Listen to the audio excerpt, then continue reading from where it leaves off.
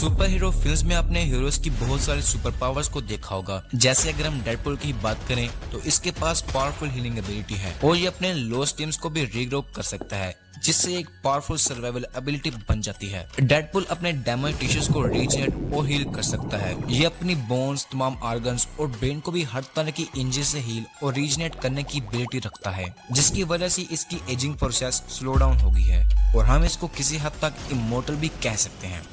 Mistake X Men films में fictional character है और इसके पास भी एक यूनिक सुपर पावर है। ये पावर इसको दूसरे इंडिविजुअल्स की मिमिक्री करने और ये खुद को किसी भी दूसरे शख्स की तरह ट्रांसफॉर्म कर सकती है। इस तरह की पावर सिर्फ कॉमिक्स या मूवीज तक महदूद नहीं है, बल्कि रियलिटी में भी ऐसे क्रीचर्स एग्जिस्ट करते हैं जिनके पास बहुत ही यूनिक सुपर पावर्स हैं। तो आज की इस वीडियो में हम बात करेंगे 3 ऐसी सुपर एबिलिटीज की जो एनिमल्स के अंदर एग्जिस्ट करती हैं। हमारे पास इस लिस्ट की सबसे पहली सुपर पावर है सुपर सर्वाइवल एबिलिटी। एक ऐसा माइक्रोस्कोपिक ऑर्गेनिज्म है जिसके पास cryptobiosis, extreme temperature tolerance, radiation resistance, DNA protection, pressure resistance, space survivor और भी बहुत सी कमाल की सर्वाइवल एबिलिटीज हैं। इसको हम टार्डिग्रेड्स के नाम से जानते हैं। Tardigrades are the toughest animals of the animal kingdom. ये माना जाता है कि टार्डिग्रेड्स ने तमाम 5 मास एक्सटेंशन को सर्वाइव किया है। इससे आप इनकी टफनेस का अंदाजा लगा सकते हैं। टार्डिग्रेड्स की 1300 स्पीशीज हैं और इनमें से ज्यादातर प्लांट ईटर और बैक्टीरिया ईटर हैं, मगर इनमें से कुछ ऐसी स्पीशीज भी हैं जो कैनाबलिस्टिक बिहेवियर को शो करती हैं bye consuming smaller species of tardigrades, जैसे कि मिलेनिसम टार्डिग्रेडम, जो कि अपने इसी कार्निवरस फीडिंग बिहेवियर की वजह से जाना जाता है। टार्डिग्रेड्स इनको वाटर बियर या मोस पिगलर्स के नाम से भी जाना जाता है। इनको सबसे पहले एक जर्मन ज़ूलॉजिस्ट जोहान अगस्ट इफ्रेम गोस ने 1773 को सबसे पहले डिस्कवर किया था। ये ऑर्गेनिज्म 600 मिलियन ईयर्स पहले प्री कैम्ब्रियन एरा में अपीयर हुए थे। अब हम इनके सुपर सर्वाइवल एबिलिटीज के बारे में भी बात कर लेते हैं। क्रिप्टोबोयसिस इस सर्वाइवल स्ट्रेटेजी में एक्सट्रीमोफिलिक ऑर्गेनिजम्स एक ऐसी मेटाबॉलिक स्टेट में चले जाते हैं जिनमें तमाम मेटाबॉलिक प्रोसेसेस रुक जाते हैं, रिप्रोडक्शन, डेवलपमेंट और पेरेंट वगैरह भी रुक जाती है। एनहाइड्रोबोयसिस क्रिप्टोबोयसिस की एक फॉर्म है। टार्डिग्रेड्स इस फॉर्म में एंटर करते हैं। इसमें ये एक्सट्रीमली डेजिकेटेड एनवायरनमेंट में सर्वाइव करने की एबिलिटी को हासिल कर पाते हैं। इनकी कुछ स्पीशीज क्रायोबोयसिस स्टेट में भी एंटर कर पाती है, जो इनको एक्सट्रीमली लो टेम्परेचर में सर्वाइव करने की एबिलिटी देती है।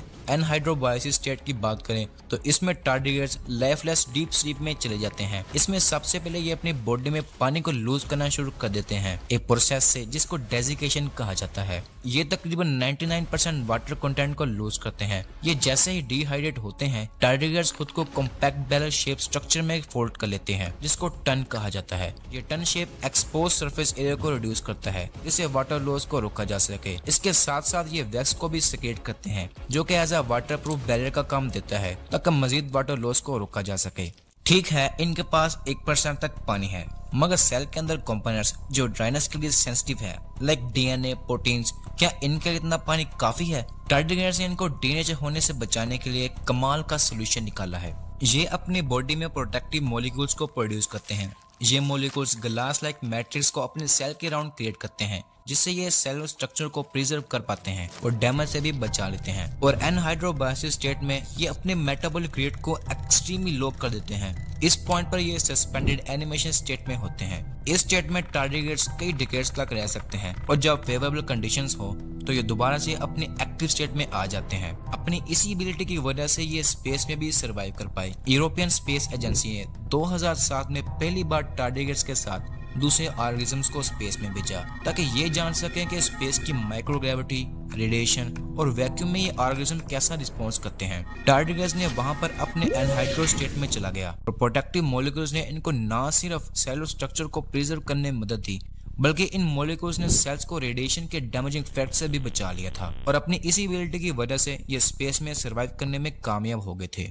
अब हम अपनी दूसरी सुपर पावर की बात करेंगे, इमोर्टैलिटी। आई नो आप ये जानकर चौंके होंगे कि ऐसी सुपर एबिलिटी भी किसी क्रीचर के अंदर एग्जिस्ट करती होगी और ये एबिलिटी किसी यूनिक या रेयर क्रीचर में नहीं पाई जाती, बल्कि कॉमन से क्रीचर्स जेलीफिश में पाई जाती है। जेलीफिश बजाते खुद तो कॉमन ही है, मगर इसकी एक स्पीशी है जिसके पास ये एबिलिटी है और ये कॉमन नहीं है, ट्यूटोप्सिस डोरहानिया। अगर हमें इसकी इमोर्टैलिटी के कंसेप्ट को समझना है तो हमें पहले जेलीफिश के लाइफ साइकिल को समझना होगा। तो सबसे पहले डेड जेलीफिश स्पर्म्स और एग सेल्स को रिलीज करते हैं और एग और स्पर्म सेल्स मिलकर फर्टिलाइजेशन के प्रोसेस को स्टार्ट करते हैं। इन फर्टिलाइज एग से लार्वा बनता है, इसको प्लेनुला भी कहा जाता है। प्लेनुला किसी सूटेबल जगह पर सेटल हो जाता है, जैसे कि रॉक्स, शेल्स या दूसरी सरफेस पर। ये लार्वा खुद को पोलिप्स में ट्रांसफॉर्म कर लेता है। पोलिप्स के पास सिलेंड्रिकल बॉडी स्ट्रक्चर होता है। इनके पास टेंटिकल आर्म्स भी होते हैं, जिन पर स्टिंग सेल्स का निडोसाइट मौजूद होते हैं। इन स्टिंग सेल से पोलिप्स स्मॉल प्रे को कैप्चर कर पाते हैं और फिर ये अपने टेंटिकल से इसको अपने मुंह में पुश करते हैं और फिर ये फूड इनकी गैस्ट्रोवेस्कुलर कैविटी में चली जाती है, जहां पर इनकी डाइजेशन होती है। पोलिप्स असेक्सुअली रिप्रोड्यूस करते हैं बाय फॉर्मिंग बर्ड्स।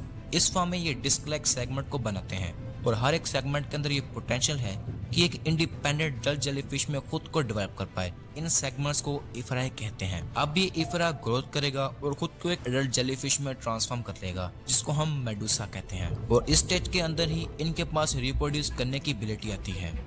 तो ये तो था life cycle of a common jellyfish. Immortal jellyfish के केस में ये सब सेम ही है, except after the formation of polyp. Jellyfish को जो चीज दूसरों से यूनिक बनाती है वो है सेल ट्रांस डिफरेंशिएशन। ये एक ऐसा फिनोमेना है जिसके अंदर मैच्योर सेल्स दोबारा से अपने यंगर वर्जन में चले जाते हैं। तो जब भी इनको डैमेज होता है जो इनको मौत के करीब ले जाए, तो ये अपनी इसी सेल ट्रांस डिफरेंशिएशन के प्रोसेस में चले जाते हैं, जो कि एक सर्वाइवल स्ट्रेटेजी भी है। इस प्रोसेस में ये अपने सेल्स को रीप्रोग्राम करते हैं ताकि लेस स्पेशलाइज्ड बन सके और साथ में इनको इनके यंगर वर्जन में भी कन्वर्ट करते हैं। सबसे पहले ये अपनी बॉडी को खुद में फोल्ड करना शुरू कर देते हैं, forming a polyp like structure carton. इस स्टेट में ये सेल्स को लेस स्पेशलाइज्ड और यंगर वर्जन में कन्वर्ट करते हैं। इससे ये अपने प्रीवियस मेडुसा स्टेज के डैमेज के इफेक्ट को कम कर देते हैं। इसके बाद ये दोबारा से अपने मेडुसा स्टेज के अंदर चले जाते हैं और इनको एक नई जिंदगी मिल जाती है। अगर इसको आसान लफ्जों में एक्सप्लेन करें तो ये कुछ ऐसे ही होगा कि जैसे 40 की उम्र को पहुंचने के बाद आप दोबारा से अपनी एज को रिवर्स करके लाइफ को रीस्टार्ट कर दें। लास्ट पर इनके बारे में मैं यही कहना चाहूंगा कि ये ट्रूली इमोर्टल नहीं है। अभी भी ये मुख्तलिफ इन्वायरमेंटल फैक्टर्स की वजह से मोर्टेलिटी का सामना कर सकते हैं। तो अब आखिर सुपरविलिटी पर बात कर लेते हैं, मिमिक्री कॉम्प्लेक्सेस। हम इसको दो वर्ड्स का कॉम्बिनेशन कह सकते हैं,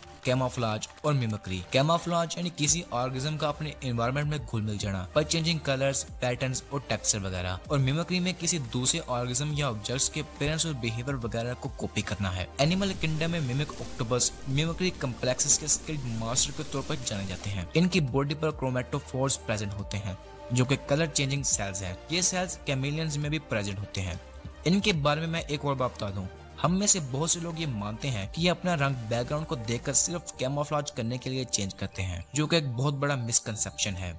ये कैमोफ्लेज अपने बैकग्राउंड के हिसाब से किसी हद तक कर सकते हैं, मगर इसके साथ साथ ये अपना रंग टेम्परेचर को रेगुलेट करने के लिए, कम्युनिकेशन या इंटेंशंस को दिखाने के लिए भी बदलते हैं। जबकि मिमिक ऑक्टोपस अपने एनवायरनमेंट के हिसाब से अपने रंग, टेक्सचर वगैरह को पत्थर, रेत और दूसरे बैकग्राउंड चीजों के हिसाब से एडजस्ट कर सकते हैं ताकि कैमोफ्लेज कर सके। और ये दूसरे जानदार की मिमिक्री करने में भी कलर्स को चेंज करते हैं ताकि हूबहू इन जैसा दिख सके। इनकी स्किन पर क्रोमेटोफोर्स प्रेजेंट होते हैं जो कि पिगमेंटेड सेल्स हैं। जब ये सेल्स एक्सपैंड या कॉन्ट्रैक्ट होते हैं तो ये अपना कलर्स और पैटर्न्स को चेंज कर पाते हैं। मिमिक ऑक्टोपस न सिर्फ कैमोफ्लेज में माहिर है, बल्कि बहुत सारे sea creatures like lionfish, flatfish, sea snakes वो भी बहुत सारे एनिमल्स की मिमिक्री कर सकते हैं। अपनी इसी सुपर एबिलिटी की वजह से ये प्रेडेटर से बच पाते हैं और ये अपने प्रे को कैच करने के लिए भी अपनी इसी एबिलिटीज का इस्तेमाल करते हैं। तो आज की वीडियो के लिए यही था। आई होप आपको इस वीडियो में कुछ नया सीखने को मिला होगा। अगर आपको इस वीडियो में कुछ भी नया सीखने को मिला है तो इस वीडियो को लाइक जरूर दें। अगर आप हमारे चैनल पर नए हैं तो हमारे चैनल को जरूर सब्सक्राइब करें ताकि आपको फ्यूचर में इस तरह के साइंटिफिक वीडियोस देखने को मिलती रहे। हमारी मुलाकात जल्दी होगी एक नई साइंस वीडियो के साथ। तब तक अपना ख्याल रखेगा। और हाँ, अगर आपको ये जानना है कि टोर्नेडोज कैसे बनते हैं और बायपाजो साइक्लोन कैसे बना था तो इस वीडियो को जरूर चेकआउट कीजिएगा।